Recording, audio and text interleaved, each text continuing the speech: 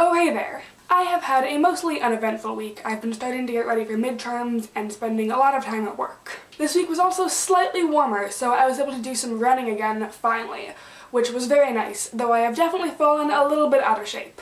A consequence of having a superhero for a roommate is that a lot of people want to talk to me about superheroes and superpowers. Specifically, do I wish I had superpowers and the like. I guess the assumption is, living with a superpowered roommate, I must naturally be bitter and jealous of Lacey and spend all my time obsessing over what superpowers I would want for myself. False. I'm sure that's how some people might react in my situation, but as much as some people seem to even want me to be the jealous roommate turned evil, I wouldn't particularly want to be a superhero.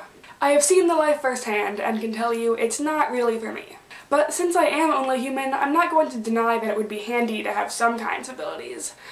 I definitely wouldn't say no to telekinesis like Lacey's, and I don't think anyone would mind having the enhanced strength or faster healing. It would also be super convenient to be able to stop time or teleport, though time travel freaks me out way too much. Or maybe my literature nerd is showing, but it would be really cool to be able to speak and read other languages without having to do any work. I'd be a big fan of everyday superpowers that just make things a little bit easier in my regular life. One good thing about more boring powers is that there isn't any obligation to be a hero, which I know sounds terrible. I still do good things in the world.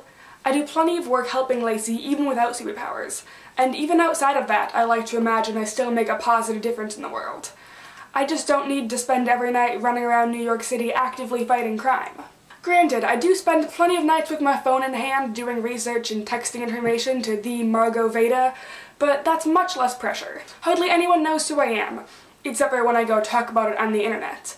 But other than people who watch my YouTube channel, most people don't know much about that, and don't really have any expectations for it. I'm more behind the scenes than in the news, which I am perfectly okay with.